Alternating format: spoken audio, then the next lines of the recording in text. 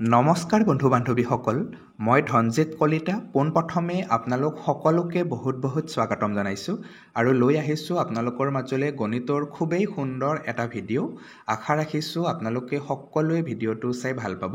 আজি আমি এই ভিডিঅ'টোৰ জৰিয়তে আলোচনা কৰিবলৈ গৈ আছোঁ আগন্তুক ADRE পৰীক্ষাটোৰ বাবে শেষৰখন আৰ্হিৰ প্ৰশ্নকাকত। নিশ্চয় আপোনালোক সকলোৱে জ্ঞাত যে যোৱা কিছুদিনৰ পৰা আমি ধাৰাবাহিকভাৱে আলোচনা কৰি আছোঁ এই পৰীক্ষাটোৰ বাবে আৰ্হি প্ৰশ্নকাকতসমূহ, আৰু ইয়াৰে আজি আপোনালোকৰ বাবে লৈ আহিছোঁ 10 নম্বৰখন আৰ্হিৰ প্ৰশ্নকাকত। যথেষ্ট গুৰুত্বপূৰ্ণ প্ৰশ্নৰ সমলেৰে এই আৰ্হিৰ প্ৰশ্নকাকতসমূহ তৈয়াৰ কৰা হৈছে। গতিকে মই আশা ৰাখোঁ যে এই সম্পূৰ্ণ চিৰিজটোৰ জৰিয়তে আপোনালোক সকলোৱে যথেষ্ট লাভান্বিত হ'ব পাৰিছে। লগতে এইটোও আশা ৰাখোঁ যে যদি আপোনালোকে সকলোৱে এই চিৰিজটো কমপ্লিট কৰিছে তেতিয়াহ'লে পৰীক্ষাটোত যে এটা খুব সুন্দৰ ফল লাভ কৰিব পাৰিব সেয়াও নিশ্চিত। আৰু যিহেতু আমাৰ হাতত সময় একেবাৰে কম হয়নে, মাজত মাত্ৰ কেইটামান ঘণ্টা, তাৰ পিছতে আপোনালোক সকলোৱে অৱতীৰ্ণ হ'বলৈ গৈ আছে নিজৰ লক্ষ্যৰ সেই বিশেষ পৰীক্ষাটোত। গতিকে সেই আপোনালোকৰ বিশেষ মুহূৰ্তৰ প্ৰাকখনত আপোনালোক সকলোলৈ যাচিছোঁ জ্ঞানজ্যোতি ইউটিউব চেনেল তথা মোৰ তৰফৰ পৰা অলেখ অযুত শুভকামনা, যথেষ্ট মৰম যাচিছোঁ, ভগৱানৰ ওচৰত প্ৰাৰ্থনা জনাইছোঁ যাতে আপোনালোক সকলোৰে মনৰ কামনাসমূহ পূৰ্ণ হয়। গতিকে বহুত বিশেষ পলম নকৰি আমি পোনে ভিডিঅ'টোৰ মূল বিষয়বস্তুসমূহৰ মাজলৈ আগবাঢ়িছোঁ। আৰু আজিও আপোনালোকৰ মাজলৈ যিসমূহ প্ৰশ্ন লৈ আহিছোঁ আটাইসমূহ প্ৰশ্ন যথেষ্ট গুৰুত্বপূৰ্ণ। আৰু এই প্ৰশ্নসমূহ এনেকুৱা নহয় যে কেৱল ড্ৰাইভাৰ পৰীক্ষাটোৰ বাবে বা কেৱল 3rd গ্ৰেডৰ বাবে বা কেৱল 4th গ্ৰেডৰ বাবে, সকলোসমূহ পৰীক্ষাৰ বাবে যথেষ্ট গুৰুত্বপূৰ্ণ, কিয়নো এনেকুৱা ধৰণৰ প্ৰশ্নই আপোনালোকে পৰীক্ষাত দেখিবলৈ পাব। ঠিক আছে, গতিকে সকলোৱে ধুনীয়াকৈ কমপ্লিটলি ভিডিঅ'টো চাই যাওক। ইয়াতে প্ৰথমটো প্ৰশ্ন আপোনালোকে চাই লওক কি লোৱা হৈছে, যে দুটা সংখ্যাৰ পাৰ্থক্য। ঠিক আছে, প্ৰথমে প্ৰশ্নটো বুজি যাব আপোনালোকে যে দুটা সংখ্যাৰ পাৰ্থক্য, সেই সংখ্যা দুটাৰ ডাঙৰ সংখ্যাটোৰ 30%। ঠিক আছে, প্ৰশ্নটো আমি ধুনীয়াকৈ বুজি পাইছোঁ যে দুটা সংখ্যা আছে, এটা সংখ্যা কিমান x বুলি ধৰি লৈছোঁ, আনটো সংখ্যা y। ঠিক আছে, পিছত এতিয়া নেক্সট ষ্টেপটো চাই যাওক আপোনালোকে। আমাক কি কৈছে যে এই সংখ্যা দুটাৰ যিটো মাজৰ পাৰ্থক্য, ঠিক আছে, এই সংখ্যা দুটাৰ মাজৰ যিখিনি পাৰ্থক্য, মাজৰ পাৰ্থক্যখিনি কেনেকুৱা বুলি কৈছে যে ইয়াৰে যিটো ডাঙৰ সংখ্যা, ধৰি লৈছোঁ মই ইয়াতে xটো ডাঙৰ সংখ্যা, এই xৰ যিটো 30% হ'ব, সেই 30%ৰ ভেলুখিনি কি হ'ব, ইহঁত দুটাৰ মাজৰ পাৰ্থক্য হ'ব। ঠিক আছে, তাৰপিছত ইয়াতে কৈছে যে যদি সৰু সংখ্যাটো 35 হয়, ঠিক আছে, যদি সৰু সংখ্যাটো 35 হয় তেন্তে ডাঙৰ সংখ্যাটো কিমান আমি উলিয়াব লাগে। বাছ এইখিনি একদম চিম্পল প্ৰশ্ন, চিম্পলকৈ আপোনালোকে বুজি যাওক আৰু ধুনীয়াকৈ কৰি যাওক। অ'কে, তো ইয়াতে প্ৰথমে আপোনালোকে চাওক যে এই যিটো 30% মানে কি হয়, বোলে 30% মানে হয় আমাৰ 100/30। ঠিক আছে, নাইবা আমি লিখিব পাৰোঁ এইটো কেনেকুৱাকৈ, বোলে 10/3 বুলিও আমি লিখিব পাৰোঁ। অ'কে, এইখিনিলৈকে আপোনালোকৰ মজাকৈ ক্লিয়াৰ ন? তো চাওক, যদি মূল সংখ্যাটো 10 হয়, ঠিক আছে, যদি মূল সংখ্যাটো 10 হয় তেতিয়াহ'লে তাৰ 30%ৰ ভেলু কিমান হ'ব, তাৰ 30%ৰ ভেলু হ'ব কিমান, 3 হ'ব। তো ইয়াতে প্ৰশ্নটোত আমাক কি কৈছিল যে যিটো ডাঙৰ সংখ্যা, ঠিক আছে, যিটো ডাঙৰ সংখ্যাটোৰ 30% কি হ'ব, ইহঁতৰ পাৰ্থক্য হ'ব। তো মই মনতে ভাবি লৈছোঁ যে যিটো ডাঙৰ সংখ্যাটোৰ ৰেচিঅ'টো কিমান, 10 ৰেচিঅ'। অ'কে, এইটো ডাঙৰ সংখ্যা, তো ডাঙৰ সংখ্যাৰ ৰেচিঅ'টো 10 ৰেচিঅ', আৰু সৰু সংখ্যাটো আমি নাজানো, কিন্তু সৰু সংখ্যাটোৰ মানে ৰেচিঅ'টো নাজানো, কিন্তু আমি এটা বস্তু জানো যে এই ডাঙৰ যিটো সংখ্যা ইয়াৰ 30%ৰ ভেলুটো কেৱল ইহঁতৰ মাজৰ পাৰ্থক্য হ'ব। তো 10ৰ 30% কিমান, বোলে 3, তো পাৰ্থক্য কি হ'ব লাগিব, সৰুটো সংখ্যালৈ ইয়াৰ পাৰ্থক্য কিমান হ'ব লাগিব, 3 ৰেচিঅ' হ'ব লাগিব। অৰ্থাৎ ডাঙৰ সংখ্যাটো যদি 10 ৰেচিঅ' হয় তেতিয়াহ'লে সৰু সংখ্যাটো কিমান হ'ব, তাতকৈ 3 কম হ'ব, 7 হ'ব, হয়নে? এইখিনিলৈকে আমি ধুনীয়াকৈ বুজি পাইছোঁ, মজাকৈ বুজি পাইছোঁ যে ডাঙৰ সংখ্যাটো যদি 10 ৰেচিঅ' হয় তেতিয়াহ'লে সৰু সংখ্যাটো কিমান হ'ব, 7 ৰেচিঅ' হ'ব, কিয়নো যে ডাঙৰ সংখ্যাটোতকৈ সৰু সংখ্যাটো কিমান কম, 30% কম। ঠিক আছে, এইখিনিলৈকেতো আমাৰ পূৰা ক্লিয়াৰ। এতিয়া চাওক, প্ৰশ্নটোত আমাক কৈছে যে যিটো সৰু সংখ্যা সেইটো কিমান বুলি কৈছে, 35 বুলি কৈছে, 35 বুলি কৈছে। তো আমি কিমান গম পাইছোঁ, সৰু সংখ্যাটো 7 ৰেচিঅ', 7 ৰেচিঅ'। গতিকে 7 ৰেচিঅ' তাৰ মানে কিমান হয়, বোলে তাৰ মানে 35 হয়। তো 1 ৰেচিঅ' মানে কিমান হ'ব, বোলে 1 ৰেচিঅ' মানে হ'ব এতিয়া কিমান, বোলে 5 হ'ব। তো 1 ৰেচিঅ' মানে যদি 5 হয়, মূল সংখ্যাটো মানে ডাঙৰ সংখ্যাটো কি আছিল, 10 ৰেচিঅ' আছিল, তো 10 5 গুণ কিমান হ'ব, বোলে 50 হ'ব। দেখিছেনে আমি কি মজাকৈ ইয়াৰে উত্তৰটো উলিয়াব পাৰিছোঁ। মানে ডাঙৰ সংখ্যাটোক আমাক উলিয়াব দিছিলে, ডাঙৰ সংখ্যাটো আমি উলিয়ালোঁ, কিমান পালোঁ, বোলে 50 পালোঁ। মানে ইয়াতে B নম্বৰ অপশ্যন শুদ্ধ হৈ আছে। বুজি পাইছে নহয় ধুনীয়াকৈ? তো নেক্সট প্ৰশ্নটো ফালে এতিয়া আমি আগবাঢ়িছোঁ। ইয়াৰে পিছৰ প্ৰশ্নটোত আমাক কি কৈছে যে অমিলটো বাছি উলিয়াব দিছে। ঠিক আছে তো ইয়াতে এটা দিছে 25 এটা দিছে 36 এটা দিছে 64 এটা দিছে 78 তো ইয়াতে আপোনালোকে ধুনীয়াকৈ সকলোৱে চাব যে প্ৰথমৰ পৰা যদি আমি তিনিটা আছো তেতিয়াহ'লে আটাইকেইটা একোটা বৰ্গ সংখ্যা মানে 5 টো স্কোয়াৰ কৰিলে আমি কিমান পাম 25 পাম 6 টো স্কোয়াৰ কৰিলে আমি কিমান পাম 6 6 গুণ 36 পাম 8 টো স্কোয়াৰ কৰিলে আমি কিমান পাম 8 8 গুণ 64 পাম কিন্তু 78 78 এইটো এটা বৰ্গ সংখ্যা নহয় গতিকে মোৰ হিচাপত এইটোৱে কি হ'ব লাগে ইয়াৰে শুদ্ধ উত্তৰ হ'ব লাগে মানে এইটো পৰীক্ষাত অলৰেডি আহি যোৱা প্ৰশ্ন ঠিক আছে তো কিছু সংখ্যকে হয়তো লজিক লগাব পাৰে যে তলৰ তিনিটা কি হয় যুগ্ম সংখ্যা হয় ওপৰৰটো অযুগ্ম তেনেকুৱাকৈ লজিক লগাব পাৰে গতিকে ইয়াৰ যেটো ৰিয়েল উত্তৰ হয় সেইটো কিন্তু মই যেটো আপোনালোকক কৈছো এই লজিক মতে ইয়াতে উত্তৰটো দিয়ে গতিকে বিবেচনা কৰিব আপোনালোকৰ যিসকলে এক্সামিনাৰে পৰীক্ষাত প্ৰশ্নটো কাটে তেওঁলোকে কোনটো লজিকত মানে উত্তৰটো ৰাখে সেইটোত মানে মেইন ডিপেন্ড কৰিব কিন্তু মোৰ হিচাপত ইয়াৰে যেটো শুদ্ধ উত্তৰ হেতু হ'ব লাগে ডি নম্বৰ অপচন 78 কাৰণ এইটো এটা স্কয়াৰ নাম্বাৰ নহয় ঠিক আছে তো নেক্সট প্ৰশ্নটো ফালে এতিয়া আমি আগবাঢ়িছো এইটো প্ৰশ্ন ধুনিয়াকে আপোনালোকে বুজি যাব এটা ট্ৰেপেজিয়ামৰ কথা কৈছে ট্ৰেপেজিয়াম নিশ্চয় আপোনালোকে জানেই ন য'ত কি থাকে দুডাল সমান্তৰাল বাহু থাকে এনেকুৱা হয় ট্ৰেপেজিয়াম বিলাক ঠিক আছে দুডাল সমান্তৰাল বাহু থাকে আৰু ইয়াৰ এটা নিৰ্দিষ্ট উচ্চতা থাকে ঠিক আছে এতিয়া এই যেটো ট্ৰেপেজিয়াম আমাক কৈছে যে এটা ট্ৰেপেজিয়াম আছিল আৰু ইয়াৰ যেটা উচ্চতা কিমান বুলি কৈছে 8 মানে মিটাৰ বুলি কৈছে আৰু সমান বাহু নহয় একচুয়ালি সমান্তৰাল বাহু হ'ব লাগে ঠিক আছে প্যাৰালেল সাইড ইংৰাজীত ঠিকই আছে বাৰু তো ইয়াত অসমীয়াত সমান বাহু নহয় সমান্তৰাল বাহু হ'ব আৰু সমান্তৰাল বাহু দুটা ক্ৰমে কিমান বুলি কৈছে এটা 6 মিটাৰ আৰু এটা 8 মিটাৰ বুলি কৈছে ঠিক আছে গতিকে ইয়াৰ যেটো এৰিয়া কালি হেতু আমাক উলিয়াব দিছে একদম সিম্পল আপোনালোকে মনত ৰাখিব যে ট্ৰেপেজিয়ামৰ কালি উলিয়াব লাগিলে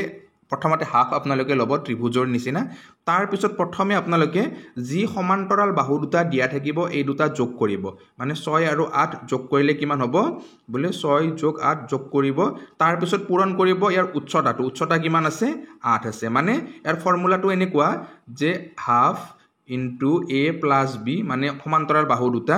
তাৰ পিছত পূৰণ ইয়াৰ লগত হাইট উচ্চতাখিনি গতিকে এতিয়া ধুনিয়াকে এইখিনি আপোনালোকে ইয়াতে কি আছিল ডাঙৰ বাহুডাল 10 হে আছিল মই 8 লিখি দিলো হয়নে গটিকে ইয়াতে কি হ'ব 6 আৰু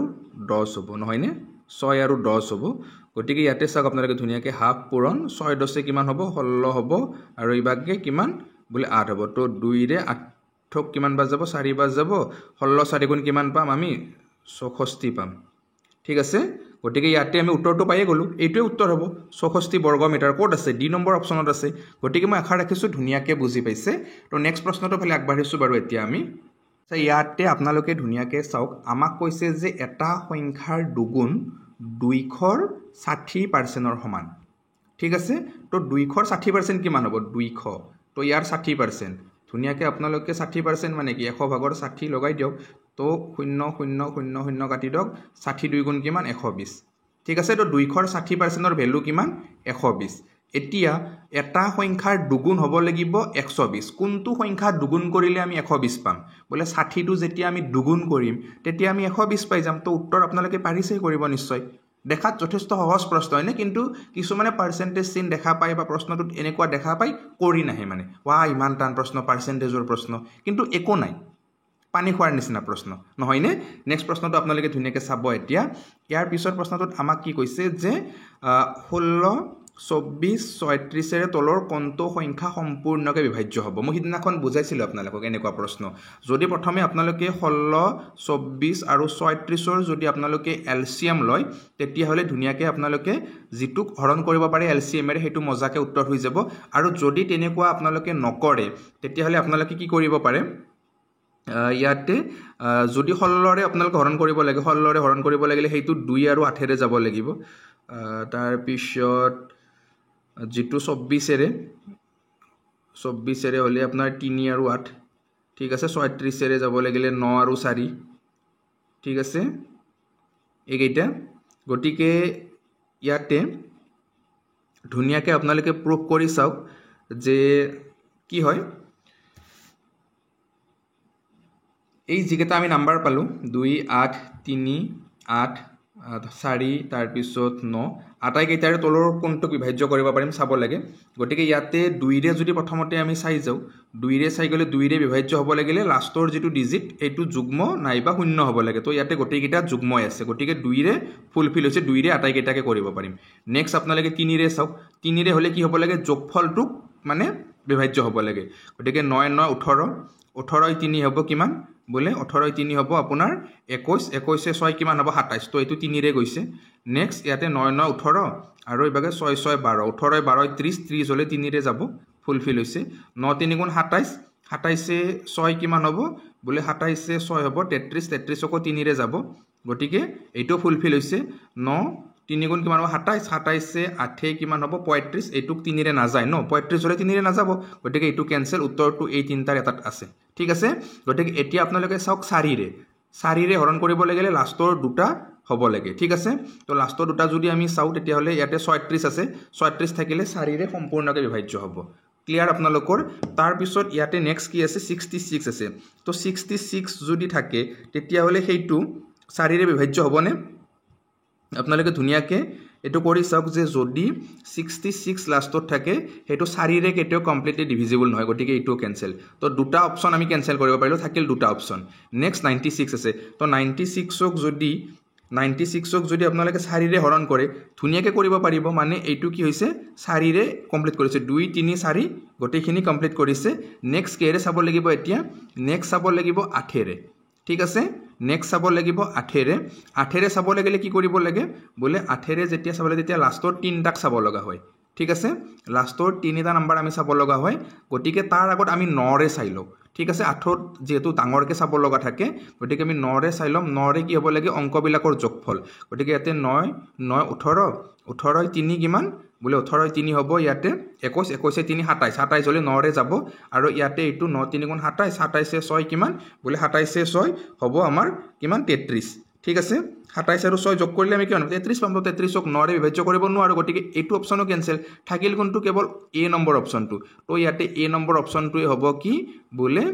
16 24 36 আটাইকেইটা বিভাজ্য হোৱা আৰু ইয়াতে যদি আপোনালোকে 936 টো চাই 936 টো যদি চাই হেতু ধুনিয়াকে 8 ৰে বিভাজ্য হৈ যাব আপোনালোকে হৰণ কৰি চাব পাৰে গটিকে এনেকুৱা সিম্পল ট্ৰিক্স হয় আপোনালোকে ধুনিয়াকে যদি অকমান বুজি পায় মানে ডিভিজিবিলিটি ৰুল কেটা আপোনালোকৰ মনত থাকিব লাগিব অতি কমেও 2 ৰ পৰা 11 মানলৈকে তাৰ পিছত মজা মানে আৰু পুৰা ক্লিয়াৰ ঠিক আছে তো ইয়াতে এই যেটো আমি পালো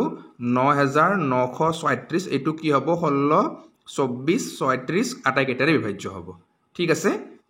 আচ্ছা এইবাৰ ইয়াতে আপোনালোকে সকলোৱে এই প্ৰশ্নটো ধুনিয়াকে বুজি যাব ফুটৰ কনসেপ্টৰ পৰা প্ৰশ্নটো লোৱা হৈছে যথেষ্ট গুৰুত্বপূৰ্ণ প্ৰশ্ন আমাক কৈছে যে কোনো এক নিৰ্দিষ্ট মূলধনৰ বছৰি 12% সুতৰ হাৰত 9 বছৰৰ সৰল সুত আৰু 12 বছৰৰ সৰল সুতৰ অনুপাতৰ যেটো পৰিমাণ হ'ব হেতু আমাক উলিয়াব দিছে যে অনুপাত কিমান ঠিক আছে গটিকে ধুনিয়াকে আমি বুজি যাম তো প্ৰথম কথা যেটো মূলধনক আমি কি বুলি কম ইংৰাজীত পি বুলি কম তো এইটো আমাক দিয়া নাই মানে কি কৈছে যে এটো এটা সেম হয় সাৰ্টেন এমাউন্ট হয় যে দুটা ক্ষেত্ৰতে মূলধনটো একেই থাকিব মাত্ৰ এবাৰ 9 বছৰৰ কাৰণে সুতত দিব আৰু এবাৰ 12 বছৰৰ বাবে সুতত দিব আৰু ৰেটটো কিমান বলে ৰেটটো হ'ব 12% ঠিক আছে এখিনিলৈকে ক্লিয়াৰ তো চাওক যেতিয়া 9 বছৰৰ কাৰণে সুতত দিব তেতিয়া কি এনেকুৱা ধৰণৰ এটি সুত পাব বলে 12% কে 9 বছৰ সুত পাব এই মূলধনটোৰ ঠিক আছে মানে আপোনালোকে একদম ধুনিয়াকে প্ৰথমে কনসেপ্টটো বুজক যেহেতু সৰল সুত কি হয় বছৰে বছৰে ওলাই থাকে ইয়াত কোনো ধৰণৰ চক্ৰ বৃদ্ধি নালাগে গটিকে এটা নিৰ্দিষ্ট ধৰণৰ মূলধন আছিল এই মূলধনটো যেতিয়া কি কৰিব ৰেটটো কিমান বলে 12% এইটো কি কৰিব বলে 9 বছৰৰ কাৰণে দিব তেতিয়া কি হ'ব আমি ক'ব পাৰো যে ইমানখিনি মূলধনৰ পাৰ্সেন্ট কি হ'ব সুদ হিচাপে আহিব মানে যেটো মূলধন থাকিব 1000 হয় 2000 হয় যিমানে নহক কিয় যেটো মূলধন হ'ব তাৰে ইয়াতে 12 9 গুণ কিমান 108 অৰ্থাৎ ইয়াতে টোটাল 108% কি হ'ব 108% ইন্টাৰেষ্ট আহিব এই কনসেপ্টটো ধুনিয়াকে আপোনালোকে মনত ৰাখক ঠিক আছে মানে সৰল সুদ কি হয় সদায় p of RT% ঠিক আছে p of সদায় RT% এইটো কি হয় বলে এইটো হয় সৰল সুতৰ কনসেপ্ট ঠিক আছে তো এতিয়া আপোনালোকে নিশ্চয়কৈ বুজি পালে যে p এটা সাৰ্টেন এমাউন্ট হয় এটা নিৰ্দিষ্ট ধৰণৰ পৰিমাণ হয় গটিকে যেটোৱে নহক কিয় তাৰ যেটো 108% ভ্যালু হেতু কিমান হ'ব প্ৰথম 9 বছৰৰ সৰল সুদ হ'ব তাৰ পিছত নেক্সট যেটো আছে নেক্সট হৈ একেই যেটো প্ৰিন্সিপাল হেতু সেম হয় কিন্তু নেক্সট টাইম কি হৈছে বলে নেক্সট টাইম ৰেট কিমান বলে নেক্সট টাইম ৰেটটো হে 12 থাকিব কিন্তু কিমান বছৰৰ বাবে দিব 12 বছৰৰ বাবে দিব তো 12 গুণ কিমান বলে 12 গুণ 144% তো মূলধন যেটো হ'ব মূলধনৰ 144% কি পাব সুদ হিচাপে পাই যাব তো এটা ইহত দুটা ৰেশিও উলিয়াব লাগে তো ইহতক যদি ৰেশিও উলিয়াই তো ধুনিয়াকে আপোনালোকে কাটি দিয়ক 12 ৰে কাটি দিয়ক 12 গুণ 144 12 9 গুণ কিমান বলে 108 আকৌ 3 ৰে কাটি দিয়ক 3 ধুনিয়াকে কাটিব পাৰিম না 3 4 গুণ 12 3 গুণ 9 গটিকে ইয়াতে ৰেশিও কিন্তু হ'ব 3 আৰু 4 ঠিক আছে তো ইয়াতে 3 টো প্ৰথমতে যেটো তুমি আগত লিখিছিলো তাৰ পিছত 4 টো পিছৰ ফালে আছিল গটিকে 3:4 আছে নে অপচনত নিশ্চয় আছে ন সি নম্বৰ অপচনত আছে তো এইটোই কি হ'ব ইয়াৰে শুদ্ধ উত্তৰ হ'ব বুজি পাইছে ধুনিয়াকে তো তাৰ নেক্সট প্ৰশ্নটো আপোনালোকে ধুনিয়াকে চাওক এইটো বাৰু চক্ৰ বৃদ্ধি সূত্ৰৰ পৰা লোৱা হৈছে ইজি হয় আৰু ইজিকে বুজাই দিব যত্ন কৰিছো বাৰু মই তো ইয়াতে কৈছে যে 54000 টকাৰ বছৰি 15% যৌগিক সূতত মানে চক্ৰ বৃদ্ধি সূতত 3 বছৰৰ সৰল সুদ আৰু যৌগিক সুতৰ মাজৰ যেটো পাৰ্থক্য হেতু উলিয়াব দিছে তো একদম সিম্পল প্ৰথমতে 3 বছৰত আপোনালোকে ইয়াৰ 54000 টকাৰ 15% মানে সৰল সুদ কিমান পাব হেতু ধুনিয়াকে উলিয়াই লওক মই অকমান আগতে কৈছো যে মূলধনৰ পিৰ RT% টু কি হ'ব SI হ'ব তো মূলধন কিমান আছে 54000 আৰু ইয়াৰ RT% পূৰণ কৰিলে কিমান হ'ব RT 15 গুণ কিমান 45% তো 45% মানে কি হ'ব 100 ভাগৰ 45 এইখিনি যেতিয়া পূৰণ কৰি দিব তেতিয়া আপোনালোকে SI পাই যাব 3 বছৰ তো 0.000 কাটি দিয়ক 45 আৰু ইবাগে কিমান থাকিল বলে 45 ৰ লগত আপোনালোকে ধুনিয়াকে কিমান পূৰণ কৰিব লাগিব এতিয়া 540 পূৰণ কৰিব লাগিব হয়নে তো 45 ৰ লগত যেতিয়া এখিনি পূৰণ কৰিব তেতিয়া কিমান হ'ব আপোনালোকে ধুনিয়াকে পূৰণখিনি কৰি লওক বলে 540 পূৰণ কিমান হ'ব ইয়াতে 45 হ'ব হয়নে তো গোটেইখিনি পূৰণ কৰিলে আপুনি ইয়াতে পাই যাব কিমান বলে 24300 টকা কিমান পালে 24300 টকা পাই গল এখিনি কি পালে এখিনি পালে আপুনি ইয়াৰে কিমান বলে সিম্পল ইন্টারেস্ট তো নেক্সট কি উলিয়াব লাগে এতিয়া নেক্সট উলিয়াব লাগে 3 বছৰৰ কম্পাউন্ড ইন্টাৰেস্ট মানে যেটো চক্ৰবৃদ্ধি সুদ হেতু তো 3 বছৰৰ বাবে যেতিয়া আপোনালোকে চক্ৰবৃদ্ধি সুদ উলিয়াব তেতিয়া এটা ৰেশিও আছিল মই ইয়াৰ আগত যেতিয়া চক্ৰবৃদ্ধি সুদৰ ক্লাস কৰিছিলো তেতিয়া আপোনালোকক বুজাইছিলো ৰেশিওটো কেনেকুৱা যে যদি আপোনালোকে 2 বছৰৰ চক্ৰবৃদ্ধি সুদ অলয় তেতিয়া হলে আপোনালোকে মনত ৰাখিব লাগে 2:1 যদি 3 বছৰৰ বাবে তেতিয়া হলে কি কৰিব লাগে 3:1 ইবিলাক ৰেশিও যদি 4 বছৰৰ কাৰণে উলাই তেতিয়া হলে আপোনালোকে উলিয়াব লগা আছিল যে 4:6:4:1 ঠিক আছে যদি 5 বছৰৰ কাৰণে উলিয়াব দিয়ে তেতিয়া হলে আছিল যে 5:10:10:5:1 এইখিনি আছিল তো 5 বছৰতকৈ বেছি তো কেতিয়াও পৰীক্ষাত নেদে আজিলৈকে মই দেখাও নাই ঠিক আছে তো এইখিনি ৰেশিও হয় চক্ৰবৃদ্ধি সুদ উলিওৱা আৰু ইয়াতে যেহেতু আমাক 3 বছৰৰ কথা কৈছে গতিকে আমি 3 বছৰৰ ৰেশিওটো ব্যৱহাৰ কৰিম ঠিক আছে আৰু মই 1 বছৰৰ কিয় ইয়াতে লিখি দিয়া নিশ্চয় আপোনালোকে ভাবিব পাৰে যে মই 2 বছৰৰ পৰা কিয় ষ্টাৰ্ট কৰিছো যে 1 বছৰৰ বাবে চক্ৰবৃদ্ধি সুদে হওক বা সৰল সুদে হওক সদায় একে হয় 1 বছৰত কেতিয়াও সুদটো মানে মাজতে মূল হৈ নাযায় 1 বছৰ পিছতহে সুদটো মূলত আহি যায় সেইভাবে হেতুক আমি চক্ৰবৃদ্ধি সুদ বুলি কওঁ তো কনসেপ্ট মই আগতে বুজাই থৈ দিছো নিশ্চয় আপোনালোকে চাইছেও চাগে তো প্ৰথম কথা আপোনালোকে কি কৰক যে ইয়াতে যেটো 54000 টকা আছে 54000 টকাৰ এই 54000 টকাৰ আপোনালোকে কি কৰক 15% উলিয়াই দিয়ক 15% ধুনিয়াকে উলিয়াই দিয়ক 15% উলিয়াই কিবা 0 দুটা কাটি দিয়ক 540 ৰ লগত আপোনালোকে কিমান পূৰণ কৰি দিয়ক 15 পূৰণ কৰি দিয়ক ঠিক আছে বলে ইয়াতে 540 ৰ লগত যেতিয়া আপুনি 15 পূৰণ কৰি দিব কিমান পাব ইয়াতে পাব আপুনি 8100 টকা এতিয়া এই 8100 টকাটো নেক্সট টাইম মূলত আহি যাব গতিকে 8100 টকাটো আপোনালোকে কি কৰি দিয়ক পুনৰ তাৰ আৰু 15% উলিয়াই দিয়ক ইয়াৰ 15% উলিয়াই দিয়ক ইয়াৰ 15% উলিয়ালে কিমান হ'ব 81 আৰু 15 তো 81 15 টো আপোনালোকে আকৌ ধুনিয়াকে কি কৰি দিয়ক বলে 81 ৰ লগত এতিয়া মানে 15 পূৰণ কৰি দিয়ক 81 ৰ লগত 15 পূৰণ কৰিলে কিমান পাব এইখিনি যদি আপোনালোকে পূৰণ কৰে 81 ৰ লগত 15 পাব আপুনি 1215 কিমান পাব 1215 পাব এতিয়া এই 1215 টোৰ আপুনি আৰু 15% উলিয়াই দিয়ক 1215 টোৰ আপুনি আৰু 15% উলিয়াই দিয়ক ঠিক আছে ইয়াৰ পৰা যদি আপুনি 1215 উলিয়াই এটা কাম কৰক 1215 আৰু 15 টো পূৰণ কৰি লওক প্ৰথমতে বলে 1215 তাৰ পিছত আৰু কিমান আছে 15 তো এইখিনি পূৰণ কৰি কিনে 2 ঘৰত দশমিক দি দিয়ক ইয়াতে পূৰণ ফলটো আপুনি পাব কিমান বলে গোটেইখিনি যদি পূৰণ কৰে তেতিয়াহলে 18225 পাব ঠিক আছে 18225 পাব কিন্তু তলত যেহেতু দুটা শূন্য আছে ইবাগে তলত গুছি গল দেই দেখাই দিছো তো ইয়াতে তলত যেহেতু দুটা শূন্য আছে গতিকে 2 ঘৰত দশমিক দিয়ক কিমান পালে 182.25 পালে তো 3 বছৰৰ কাৰণে যেটো ৰেশিও হেতু ইয়াতে কি আছিল 3 বছৰৰ কাৰণে ৰেশিওটো আছিল 3:3:1 গতিকে ইয়াতে প্ৰথমতে 3 পূৰণ কৰি দিয়ক তাৰ পিছত আকৌ 3 পূৰণ কৰি দিয়ক তাৰ পিছত 1 পূৰণ কৰি দিয়ক অকমান টাফ হ'ব পাৰে টাফ মানে কি বহুত টাফ নহয় জানিলে এখিনি একেবাৰে ইজি তো এতিয়া আপোনালোকে চাওক মই ইয়াতে গোটেই কনসেপ্ট বুজাই দিছো যে কথাটো হল ইয়াতে যেটো প্ৰথমতে আপোনালোকে পাব প্ৰথম 3 ৰেশিওটো 8100/3 তো এইটো হ'ব সদায় সৰল সুতৰ ভ্যালু দেখিছেনে আপোনালোকে 8100 ৰ লগত যেটা 3 পূৰণ কৰে আপোনালোকে 24300 পাব তো প্ৰথমখিনি কি বুজাব সদায় সৰল সুতখিনি বুজাব আৰু তাৰ পিছৰ গোটেইখিনি যেতিয়া যোগ কৰে এইখিনি চক্ৰবৃদ্ধি সুত বুজাব কিন্তু কথাটো হল কি যে যদি ইয়াৰ মাজৰখিনি চাই আপোনালোকে পিছত দুটাটো চাই এই দুটা কি হ'ব পাৰ্থক্য হ'ব কাৰ বলে চক্ৰবৃদ্ধি সুত আৰু সৰল সুত কাৰণ এইখিনি সৰল সুত গোটেইখিনি যোগ কৰিলে চক্ৰবৃদ্ধি সুত গতিকে এই মাজৰ দুটা কি হ'ব মাজৰ দুটা পাৰ্থক্য হ'ব গতিকে ইয়াতে 1215 3 গুণ আপোনালোকে প্ৰথমে পূৰণ কৰি লওক বলে 1215 3 গুণ যেতিয়া আপোনালোকে পূৰণ কৰিব কিমান পাব তেতিয়া 1215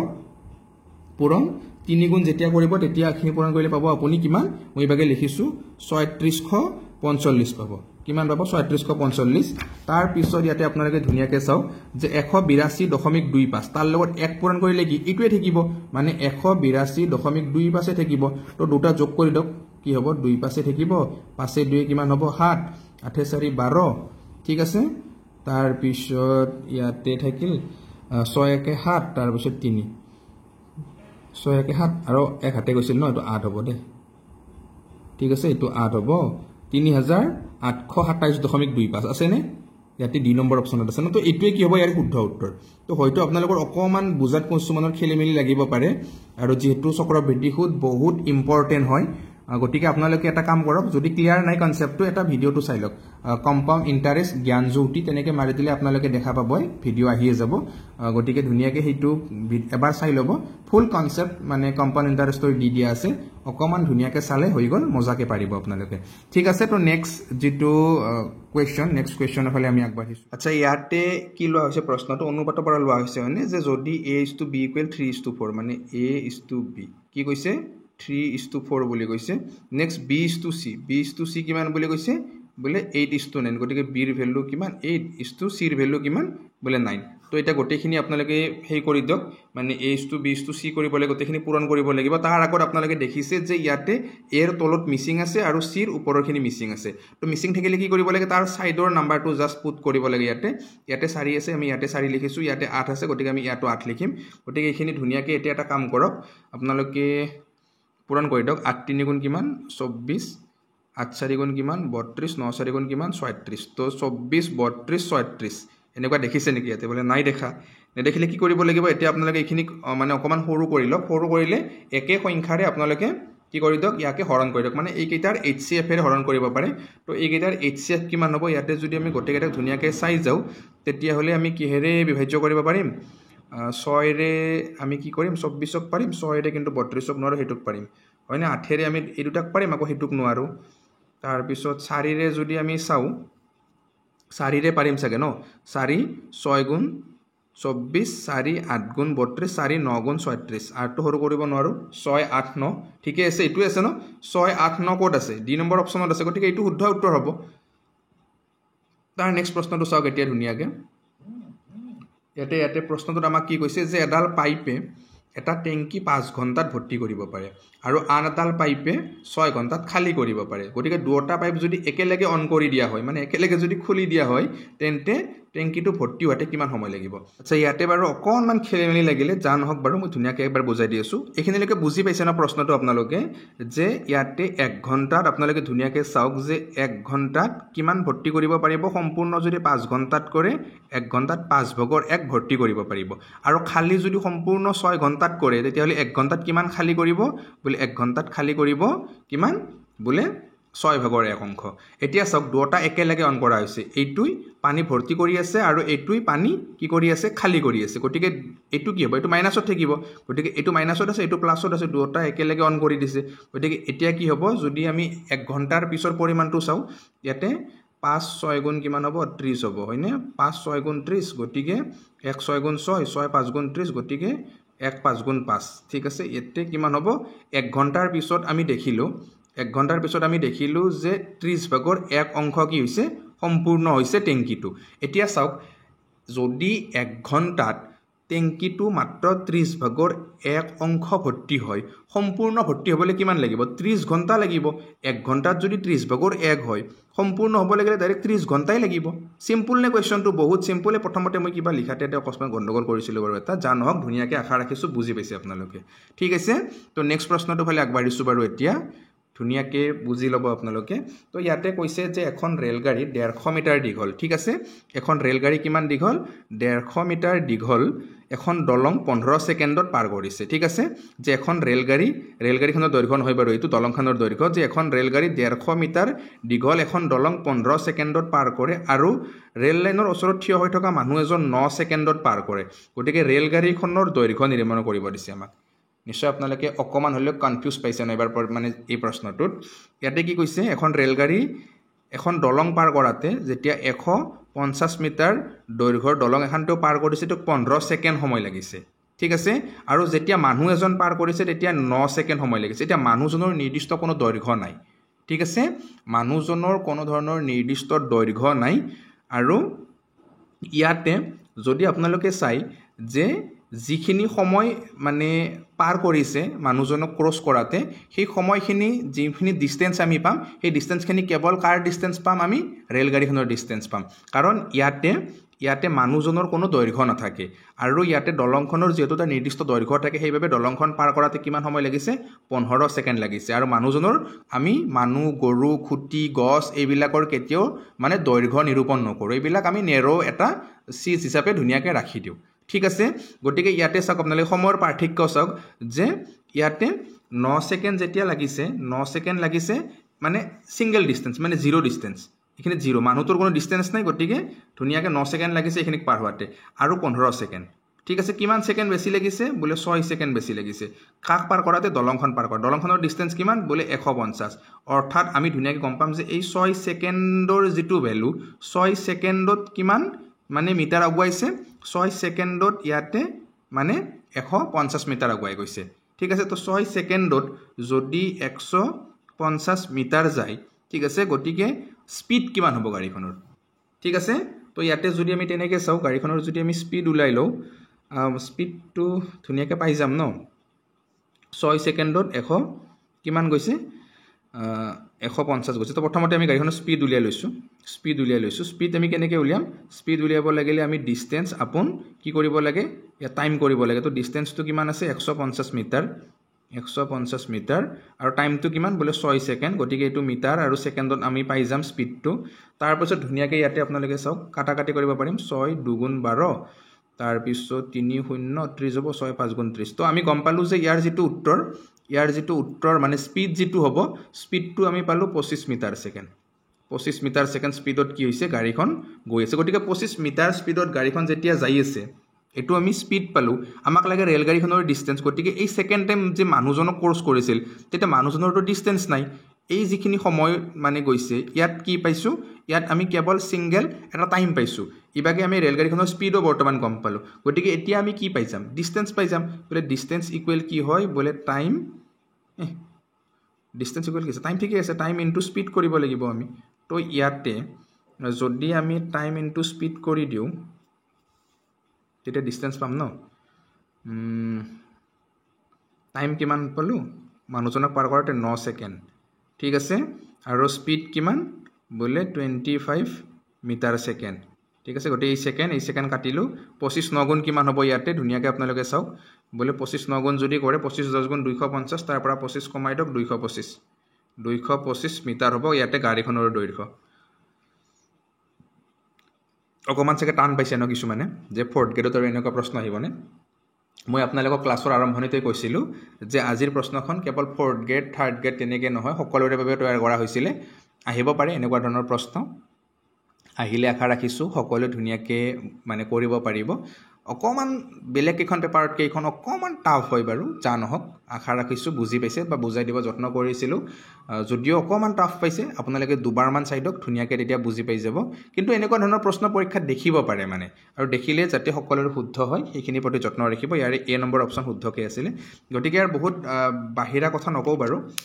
যিহেতু পৰীক্ষা একেবাৰে সমাগত, গতিকে এই সময়ছোৱাত আপোনালোক সকলোলৈ যথেষ্ট মৰম যাচিছোঁ, শুভেচ্ছা যাচিছোঁ। সকলোৰে পৰীক্ষা ভাল হওক সেইখিনিয়ে। ঠিক আছে, আজিলৈ আপোনালোক সকলোকে এৰিছোঁ আৰু নেক্সট ইয়াৰ পিছৰ ভিডিঅ'ত আপোনালোক সকলোকে লগ পোৱাৰ আশা ৰাখিছোঁ। আজিলৈ জনাইছোঁ সকলোকে বাই বাই, জয় আই।